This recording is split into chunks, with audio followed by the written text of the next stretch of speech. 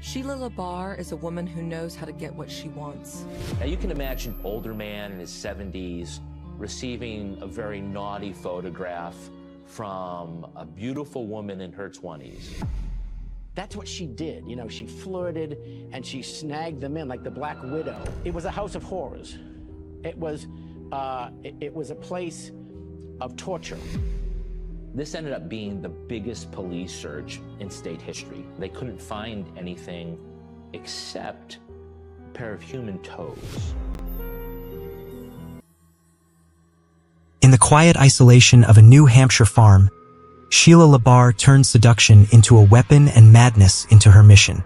She claimed to be chosen by God, but her farm became a trap, a place where promises of forbidden pleasures led to unspeakable torment. Who was Sheila the Peeler, and how did her twisted crusade leave a trail of terror that still chills to this day? You won't believe what she did next. Sheila's remote farm, an isolated sanctuary, became a trap.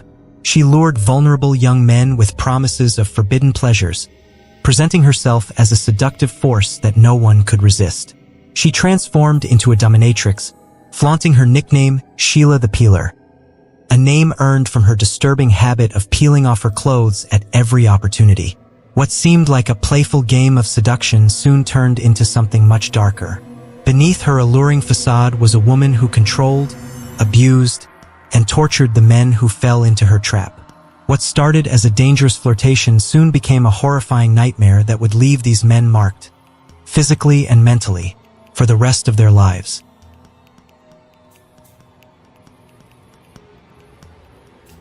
Born on July 4, 1958, in Fort Payne, Alabama, Sheila's early life was anything but celebratory. She grew up in a home filled with horror, with a mother, Ruby, who loved her dearly but couldn't protect her from the chaos unleashed by her father, Manuel. Manuel was a violent, alcoholic monster. His outbursts were savage, destroying their home in fits of rage. Sheila, only 6 years old, was left with a permanent scar from an attack that forever shattered her innocence. The memories of that day are haunting. Running through cornfields in sheer terror, with her father chasing her, axe in hand, threatening to kill her and the family. But the terror didn't stop there. Manuel's cruelty went far beyond physical violence. He subjected Sheila and her sister to unspeakable abuse. Sheila was not just physically broken by him, her spirit was destroyed.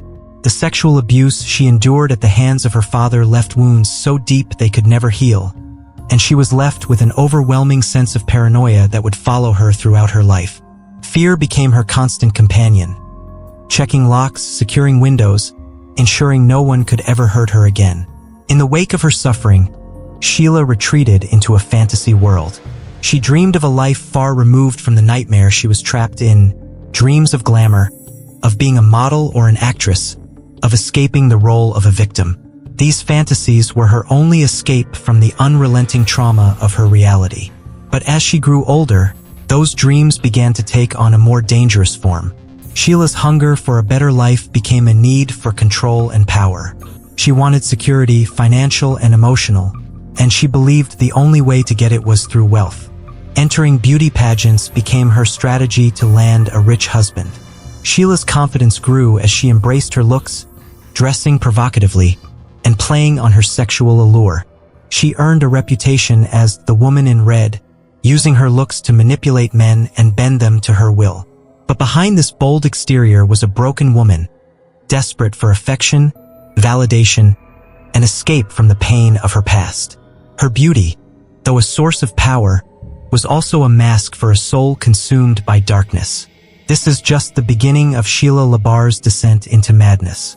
A tale of a woman twisted by her past, manipulating others to regain control over her life.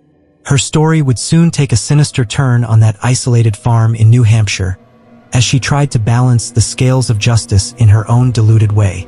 Sheila's warped sense of right and wrong would lead to actions that no one could have ever predicted, and the consequences would be both tragic and horrifying, leaving us to ask how someone can fall so far into darkness when driven by pain and the need for control. Sheila LaBar was a woman draped in red, a color that seemed to mirror her wild, uncontrollable nature. Known as Crazy Sheila, her presence alone sent chills down the spines of anyone who encountered her. Her laugh, a bone-chilling cackle, lingered in the air long after she was gone, unsettling everyone who heard it. In December 1981, at just 23 years old, Sheila crossed paths with John Baxter, a charming young electrician who drove a flashy sports car. At only 19, John was exactly the type of man Sheila was looking for: young, naive, and easily manipulated. John had a daughter, Wendy, from a previous marriage, but Sheila's heart was anything but warm toward the little girl. Instead, jealousy consumed her. Wendy became the target of Sheila's deep resentment. Sheila felt that John's affection for his daughter was a threat to the love and attention she desperately craved. She became a cruel and malicious stepmother, imprisoning Wendy in a bedroom whenever John went to work. Locked away, Wendy was left without food or the ability to use the bathroom, forced to relieve herself in a small pot. If Wendy dared to cry or protest, Sheila's wrath would erupt. She would break Wendy's toys, hit her, and threaten to kill her if she ever told John what was happening. This reign of terror continued, with Wendy enduring daily torment until the day she finally found the courage to speak up. In a moment of desperation, she confided in her birth mother, Nancy, telling her everything. Nancy acted quickly, contacting John and urging him to come home. When John arrived, he found his daughter locked in a cupboard, and the horror of his 6-week marriage hit him like a punch to the gut. He wasted no time in rescuing Wendy from Sheila's grip and ended their marriage as fast as it had begun. But Sheila wasn't ready to let go of her anger. Blaming Nancy for exposing her cruelty instead of taking responsibility for her own actions, she went into a violent frenzy. In a rage, Sheila stormed through John's house, destroying everything she could. She wasn't done yet.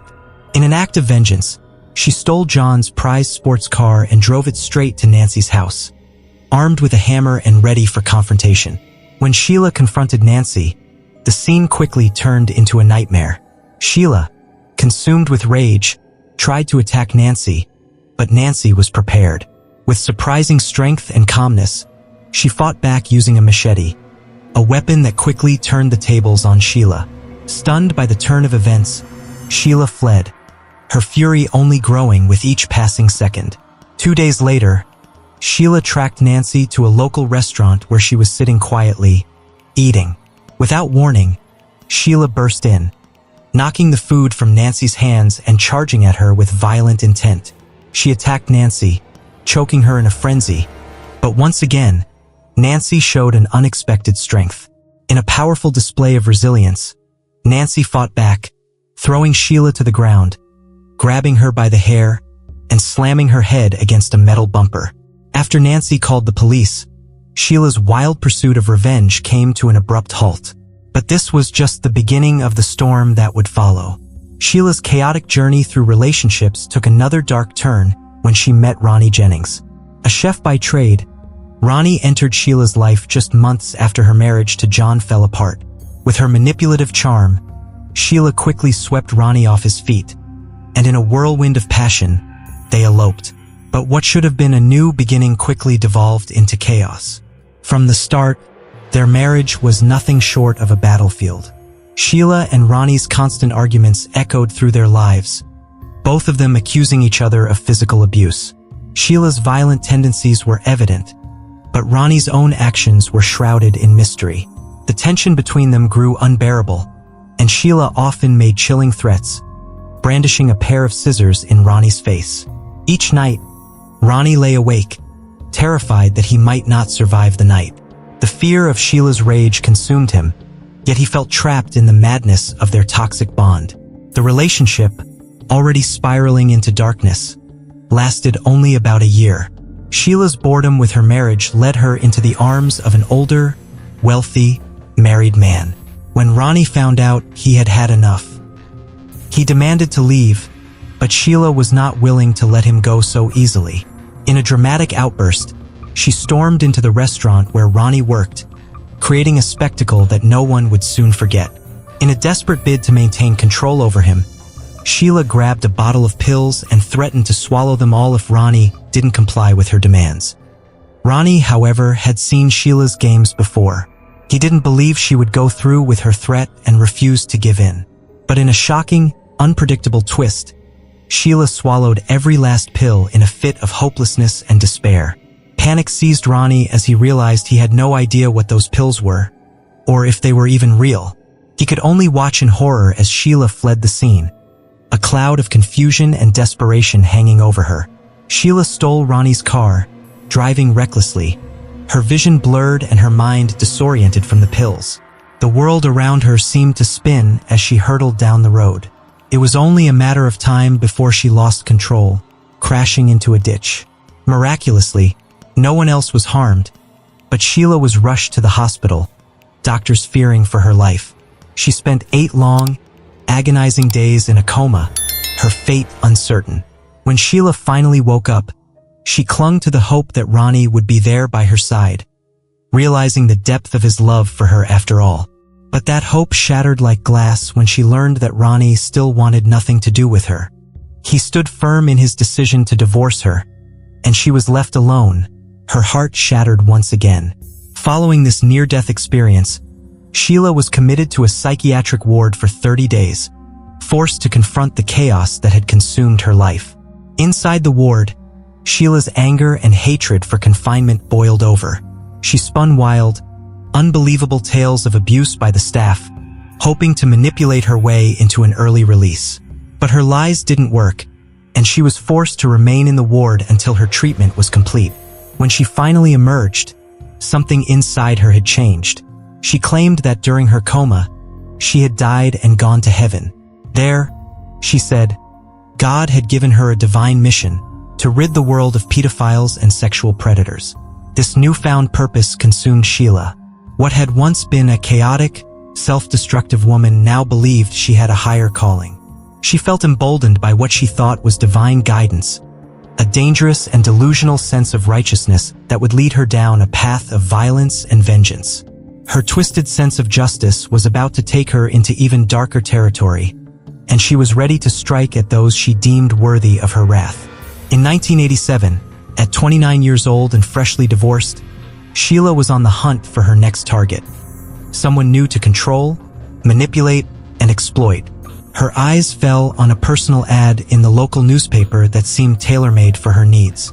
The ad was from Dr. Wilfred LaBar, a 60-year-old wealthy chiropractor who had recently lost his second wife to cancer. Lonely and vulnerable, Bill was looking for companionship.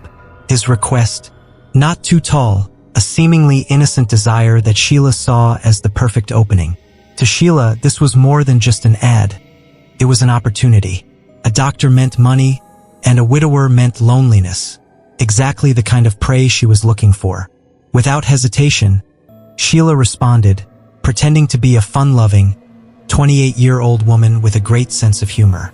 But her true intentions were clear. She wanted his wealth. To seal the deal, she sent him a naked photograph of herself, bold and reckless in her pursuit of power. Bill was hooked. After just 2 days of phone calls, he invited Sheila to his massive 115-acre farm in New Hampshire. The peaceful countryside was a far cry from the chaos she'd left behind, and Sheila wasted no time soaking in the life of luxury. She spent her first days running naked through the fields, embracing her newfound freedom and reveling in the thrill of her conquest. As their affair bloomed, Sheila wasted no time sinking her claws into Bill's life. She moved from Alabama to New Hampshire, embracing the life she believed she deserved. But beneath the surface of their romance, Sheila's intentions were far more sinister. She took over Bill's life with the ruthless drive of a predator. In revealing outfits, she paraded through town, making sure everyone knew that Bill was hers. She even took on his surname without question, declaring herself his common-law wife and claiming ownership over every inch of his life. But Sheila didn't stop there. She dug her claws deeper, infiltrating Bill's chiropractic practice.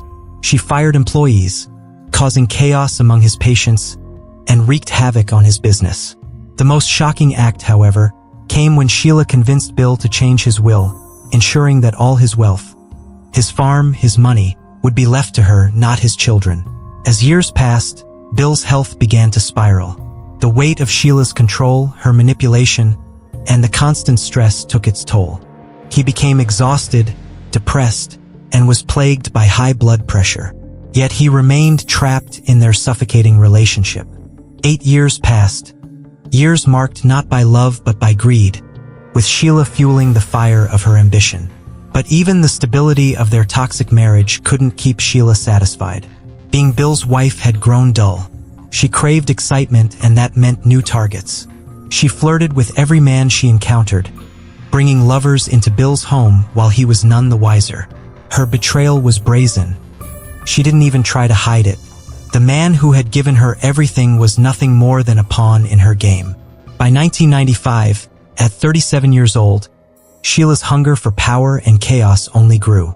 Her manipulations became sharper, her control more suffocating, and her delusions more dangerous. She believed that her twisted sense of justice was divinely ordained. Sheila felt she was on a mission to rid the world of evil, to cleanse society of those she deemed corrupt. This false sense of righteousness would be the spark that ignited a terrifying eruption of violence, a storm of destruction that would leave nothing but devastation in its wake. The stage was set. Sheila was ready to act on her delusions, to unleash her warped version of justice upon an unsuspecting world. Nothing, and no one, could stand in her way. She made a bold move, settling down with a new boyfriend, Wayne, while still clinging to her long-term relationship with Bill. Wayne was young, just 19, and freshly immigrated from Jamaica. He was vulnerable. His dreams of a better life were clouded by Sheila's sharp eyes, always on the lookout for someone she could easily control. Without hesitation, Sheila married Wayne and moved him into Bill's sprawling farm, creating a twisted living arrangement where all three of them shared a roof. On the outside, it seemed like a strange but manageable situation, with Wayne working as a handyman on the farm. But beneath the surface, Sheila's cruelty was about to burst forth in terrifying ways. It didn't take long for Sheila's dark side to show itself. She forced Wayne into grueling labor, pushing him past his limits and becoming violent when he couldn't keep up. If he disappointed her, her wrath was swift and brutal. She would pull out a gun and threaten him, chillingly telling him she would send him back to Jamaica in a box. The torment didn't stop there. Sheila would throw Wayne out of the house, forcing him to sleep in the cold night air, his skin freezing against the ground. There were nights he almost didn't make it, the bitter cold threatening to take him for good. But Sheila reveled in his suffering, feeding off his pain like a predator. As if that weren't monstrous enough, Sheila's demands grew even darker. She wanted Wayne to do the unthinkable, kill Bill. The wait for Bill's death had been too long, and Sheila's greed couldn't wait any longer. She thought Wayne could be her hitman. But Wayne, who had begun to care for Bill, was horrified. He couldn't imagine betraying the man who had shown him kindness when no one else had. When he refused, Sheila's rage exploded in a terrifying frenzy. In a shocking and twisted act of manipulation, Sheila set fire to all of Wayne's belongings. When that wasn't enough, she threatened him with deportation, warning him that if he didn't comply, he would be sent back to Jamaica, broken and ruined. But Sheila wasn't done yet. She devised a sickening plan to frame Wayne for abuse. In a fit of madness, she began punching herself in the face, digging her nails into her skin until it bled. She tore her clothes, bruised herself, and created fake injuries. A black eye, a split lip, all while accusing Wayne of assaulting her. Desperate, she called 911, trying to paint Wayne as the abuser. But Sheila's lies couldn't fool the police. They saw through her manipulative act, and Wayne was spared. The truth came crashing down, and Wayne filed for divorce, leaving Sheila and her web of lies behind. This relationship marked Sheila's third marriage, but the chaos of it, her constant manipulation, meant it was also her fourth significant relationship. Even after Wayne left, Sheila's toxic life didn't slow down. She remained with Bill, though her attempt to have him killed had failed. Yet, their strange relationship continued, as Sheila carried on bringing different men into Bill's life, having affairs right under his nose.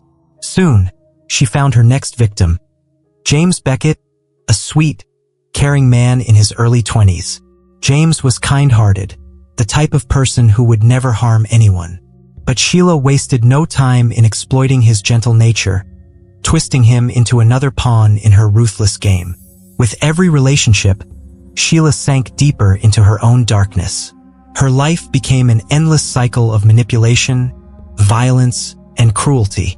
Each new victim was drawn into her web, only to be discarded when she grew bored.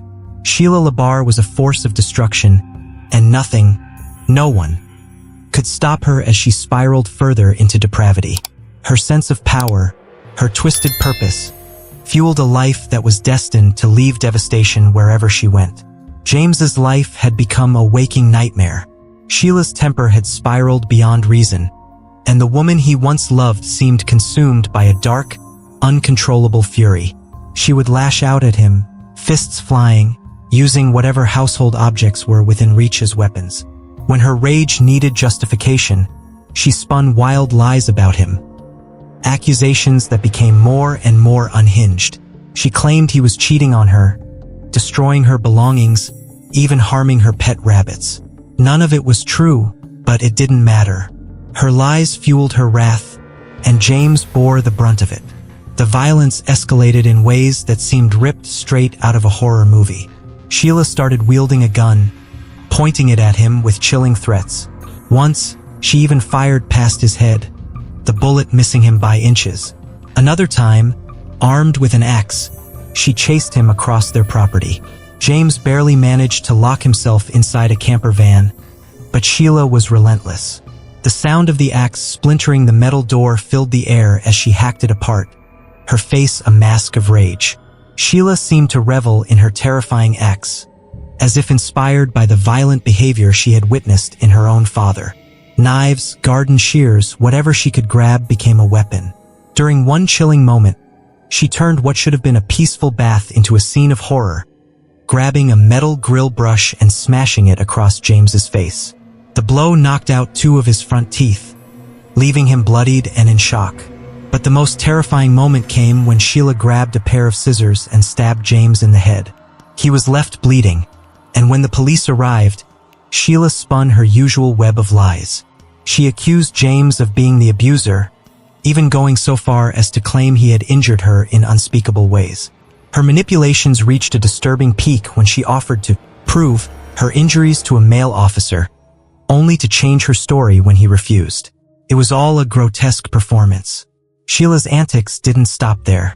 In court, during a hearing for the abuse charges, she broke down, claiming she was bleeding and needed medical attention. She fled the courtroom, leaving everyone bewildered, only to return moments later, admitting it was a false alarm. Her erratic behavior finally led the judge to commit her to a mental health facility for 3 days. James unbelievably dropped the charges, and somehow, despite everything, they stayed together for 5 more years. Then, in December 2000, Sheila's longtime partner Bill died suddenly.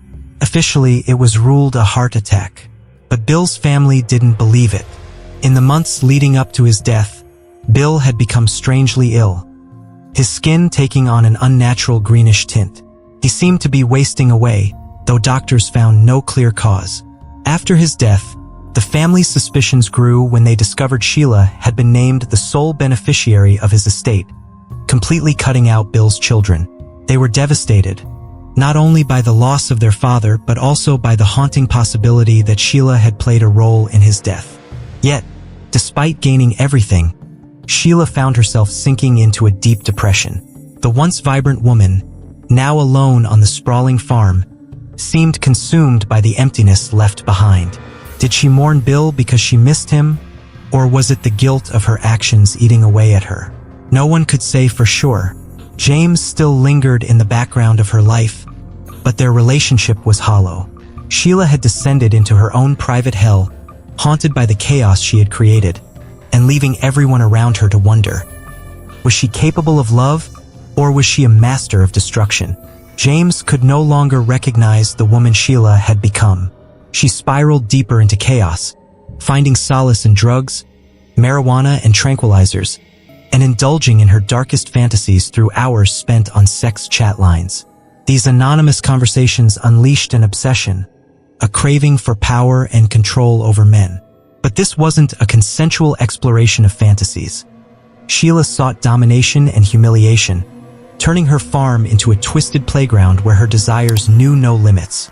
Men came and went from the property, drawn into Sheila's world by her promises and manipulation.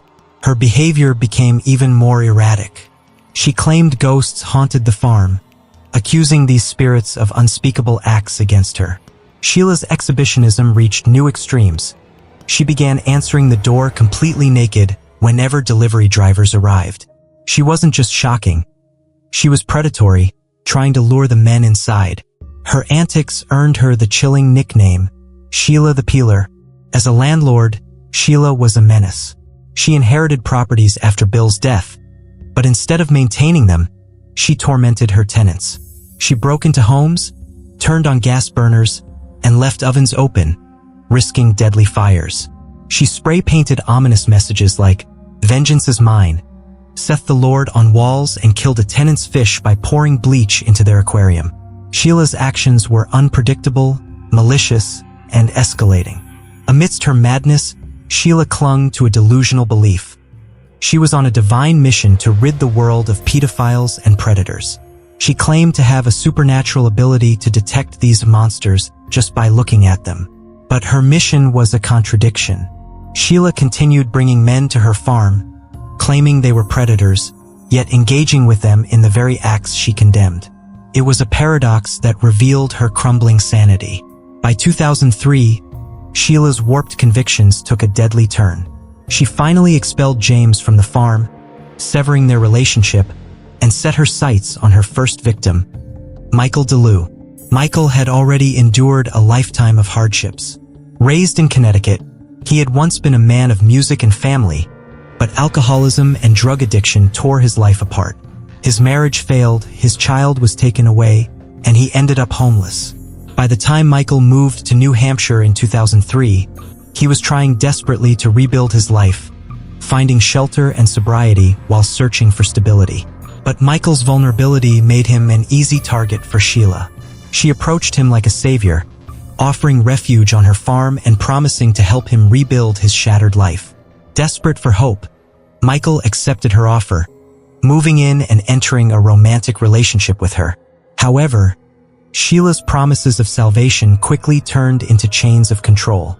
The first thing she did was isolate him, cutting off his contact with his mother, the one person who had stood by him. Michael, now trapped in Sheila's world, had no idea the nightmare awaiting him. Sheila's obsession, fueled by her twisted sense of justice and need for dominance, was about to turn his attempt at redemption into a battle for survival. The abuse Sheila inflicted on Michael was more than physical. It was a systematic breakdown of his spirit, a relentless campaign to strip him of his humanity. Sheila would attack him with an iron rod, the cold, unyielding metal drawing blood as she struck him again and again. Michael never fought back. He never even tried to defend himself. Instead, he would curl up, shielding his body as best he could, trembling in terror under her rage. Sheila's cruelty didn't stop at physical violence.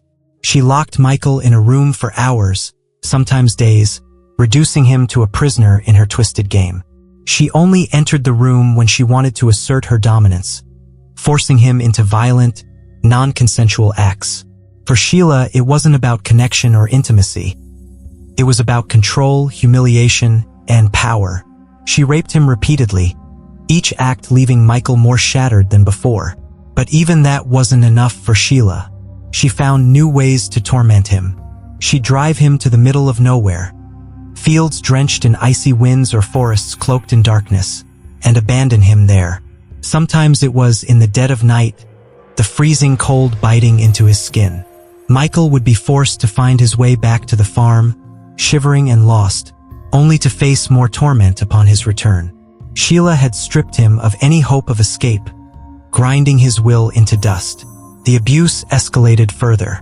Sheila subjected Michael to bizarre, violent interrogations. She would force him into a chair, turn on a tape recorder, and beat him savagely with an iron rod while firing off a barrage of disturbing questions. Her voice dripped with accusation, demanding answers to things Michael had never done.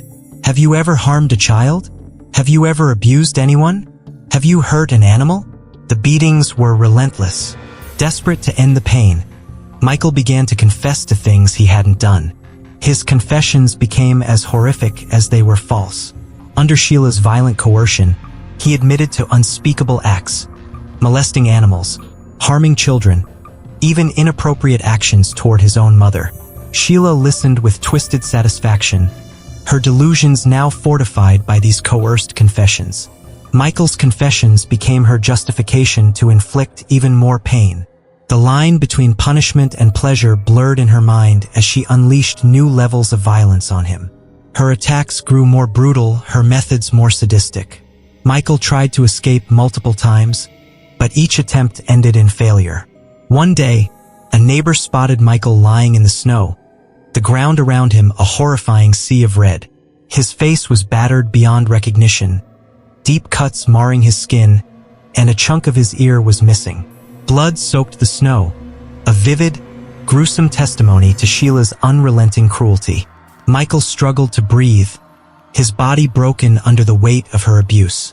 When the neighbor leaned down to ask him what had happened, Michael could barely whisper a single word, "Sheila," and yet, despite this brief moment of hope, Michael ended up back at the farm. Whether it was fear, manipulation, or something darker that drew him back, no one could say. But the farm was no longer just Sheila's domain. It was Michael's prison, and Sheila, his relentless captor, was determined to ensure he would never escape her grasp. When Michael returned to Sheila's farm, the situation worsened. Sheila began making notes in her journal, detailing disturbing thoughts about how to kill someone. She wrote about burning bodies, dismembering them, and disposing of the remains in the sea. These entries painted a chilling picture of her intentions. To isolate Michael from his family, Sheila forced him to write letters filled with lies. In one, he accused his mother of abusing him as a child, an accusation that was entirely untrue. In another, he confessed to being a pedophile and harming his sister, another fabrication. These letters were Sheila's way of severing Michael's ties to his family, ensuring they wouldn't come looking for him. Eventually, Michael disappeared. The circumstances surrounding his death remain unclear, but it's widely believed Sheila was responsible. With no one searching for him and no evidence tying her to his disappearance, she went on with her life as though nothing had happened. In the years that followed, more men came to Sheila's farm. Many were vulnerable individuals, homeless or isolated, and they, too, seemed to vanish. Neighbors began to suspect something was wrong. One man claimed Sheila had threatened him with a rifle after he refused her advances. Another, an Irish man, was last seen pleading for help in town, saying Sheila was abusing him. He was never seen again. By 2006, Sheila had met Kenny County, a 24-year-old with learning difficulties that made him particularly vulnerable. Kenny, who had always been close to his mother, turned to a chat line out of loneliness and met Sheila. Within days, she invited him to live with her on the farm, and he accepted. When Kenny stopped answering his mother's calls, she became concerned. She found him at Sheila's farm but wasn't allowed to see him. Alarmed, she contacted the police. When they arrived, Sheila initially refused to let them speak to Kenny, claiming he was unavailable. Eventually, he appeared at the door, looking frail and visibly scared. Kenny, having known Sheila for barely a week, was already under her complete control. When the officers arrived that day, Sheila ordered Kenny to reassure them that he was fine and staying with her willingly. Kenny complied, his voice trembling but obedient. The officers, seeing no immediate signs of danger and constrained by the fact that Kenny was an adult, left the property. But behind closed doors, Kenny's life descended into a nightmare. Sheila locked him in a room for hours, often withholding food. The abuse became relentless, physical, emotional, and sexual. Sheila demanded sex on her terms, often violently, leaving Kenny stripped of his dignity. Her domination didn't stop there. Sheila's interrogations began, sessions designed to extract false confessions from Kenny. Sheila recorded these interrogations, using her voice as a weapon to manipulate and demean. She claimed she was a justice of peace on a mission from God, tasked with punishing pedophiles. Her accusations against Kenny were baseless, but she was relentless. She forced him to confess to unthinkable acts, coercing him with beatings whenever he didn't provide the answers she wanted. In the background of one recording, Kenny's distress is palpable. His voice trembles as he recounts memories Sheila fabricated for him. The sound of vomiting interrupts the interrogation, a grim reminder of his deteriorating condition. Kenny, with the mental capacity of a child, was no match for Sheila's manipulations. By the end, he confessed to atrocities he had never committed, crimes Sheila used as justification for escalating her abuse. As Kenny's condition worsened, his mother tirelessly sought help. She contacted the police repeatedly, pleading for welfare checks. But the authorities, citing Kenny's adulthood, failed to act decisively. Meanwhile, Sheila tightened her grip, and Kenny grew weaker by the day. On March 17th, Sheila took Kenny to a Walmart in a wheelchair. He was so frail he couldn't walk. Photos from that trip show a man unrecognizable, his face swollen and bruised, his clothes hanging loosely on his skeletal frame. Sheila's behavior at the store raised alarms among the staff. She was brusque with Kenny and suspiciously took photos of store security. Her actions, combined with Kenny's appearance, prompted the staff to call the police. When officers arrived, they were horrified. These were the same officers who had conducted the earlier welfare check, and the contrast in Kenny's condition was stark. Bruised, battered, and visibly terrified, Kenny's suffering was undeniable. The officers stood outside the Walmart, watching as Sheila wheeled Kenny to her car. He didn't get up from the wheelchair, didn't say a word, and looked completely powerless. Sheila hoisted his frail body into the car with startling ease. He couldn't even stand on his own. The officers, bound by procedural limits, let them leave. But there was no mistaking the unsettling scene. Kenny's bruised face and gaunt frame were cries for help no one heeded. That was the last time anyone saw Kenny alive. On the drive home, Sheila stopped at a gas station. Her purpose was chilling. She filled the 2 large yellow fuel containers she had purchased earlier at Walmart. With Kenny silent and submissive, the grim routine continued. The abuse escalated behind closed doors. Kenny, already broken in spirit and body, endured horrors no one should face. 6 days passed, and Kenny's mother couldn't bear the silence any longer. She had been relentless in her attempts to save her son, calling the police over and over. Desperate and with nowhere else to turn, she contacted the authorities again. This time, they agreed to visit Sheila's farm. It was March 23rd when the officers arrived. Sheila greeted them with tears streaming down her face. She claimed Kenny was gone, that she had no idea where he was. Then her tone shifted. Sheila accused Kenny of being a pedophile, offering a supposed confession as evidence. She played a recording, but the officers could tell it was forced. The stammering voice, the hesitant admissions. It was clear Kenny had been coerced. Suspicious of Sheila's erratic behavior, the police began searching the property. What they found was deeply disturbing. Scattered across burn piles on the farm were melted tools, a knife, garden shears, and the remnants of a burnt mattress. But in one pile, amidst the charred debris, lay something unmistakably human. A bone, still covered in remnants of flesh. When confronted, Sheila's response was as bizarre as it was horrifying. She casually remarked, "Oh, it's either a rabbit's bone or a pedophile's." Her detached tone left the officers in shock. They pressed her further, and Sheila's demeanor shifted. She backtracked, claiming, "I said it was from a rabbit. What are you talking about?" Frustration boiled over as the officers arrested Sheila. At the station, Sheila clung to her twisted narrative. In a cold and calculated manner, she claimed Kenny had confessed to heinous crimes and suggested he might have taken his own life out of guilt. She even proposed the absurd idea that Kenny had accidentally fallen into the fire. Her lies were transparent, her excuses absurd, but her defiance never wavered. The woman who had manipulated, abused, and destroyed lives was finally in custody. But the question lingered: how many others had suffered and vanished before Kenny? And would justice truly catch up with Sheila's chilling legacy of cruelty? Sheila sat in the interrogation room, her face a mask of calculated calm. The officers laid out the evidence before her: the charred remains, the melted tools, and the bone that bore undeniable human traces. Yet Sheila, with unnerving composure, refused to admit to anything. "You burned his bed, didn't you? You burned his body," one officer pressed, his voice tight with controlled anger. Sheila leaned back, her lips curling into a faint, almost mocking smile. "No, I did not," she said, her tone cold and detached. "Then who did?" "I don't know," she replied, her voice void of emotion, as though discussing something trivial. With no confession and DNA results still pending, the police had no choice but to release her. But Sheila, ever the opportunist, didn't wait around. She vanished into the night, preying on unsuspecting men. For weeks, she drifted through small towns, seducing strangers and convincing them to fund her lifestyle.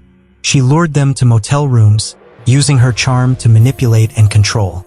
But her reckless streak caught up with her. One evening, a man she'd brought to a motel room turned on the TV. The local news blared a story about a wanted fugitive.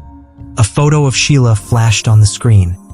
He froze in disbelief, realizing he had just spent the night with a suspected murderer. Panicked, he called the police. The authorities stormed the motel, arresting Sheila before she could flee again. This time, there would be no escape. She was locked away, awaiting trial, as the investigation into her gruesome deeds deepened. DNA tests confirmed the worst. The bone and flesh found on her property belonged to Kenny. Bloodstains on the walls and another human bone unearthed from a septic tank told an even darker tale. That bone, it turned out, belonged to Michael, another of Sheila's victims. But the discoveries didn't end there. Severed toes, belonging to neither Kenny nor Michael, were found scattered around her property. They were silent witnesses to crimes yet unnamed, victims still unidentified. Speculation grew that Sheila was not just a murderer but a serial killer. The true scope of her horrors remained shrouded in mystery. How many lives had she stolen? How many men had disappeared, lured by her twisted allure? In July 2008, Sheila stood trial for the murders of Kenny and Michael. She pleaded insanity, a desperate attempt to escape justice. But the court found her sane, her calculated actions too deliberate to ignore. The verdict was clear: guilty on all counts. Sheila was sentenced to life in prison without the possibility of parole. The doors of her cage slammed shut, but the echoes of her crimes still lingered. The severed toes, the missing men, questions that might never find answers. Michael Dew, a kind and talented man with a love for music, was only 36 years old. He left behind a grieving family and dreams he would never fulfill. Kenny County, a sweet young man with a love for sports and aspirations of joining the army, was only 24. His life, full of promise, was stolen far too soon. Their stories serve as haunting reminders of the cruelty Sheila unleashed. And as she rots behind bars, the full extent of her darkness may never truly come to light.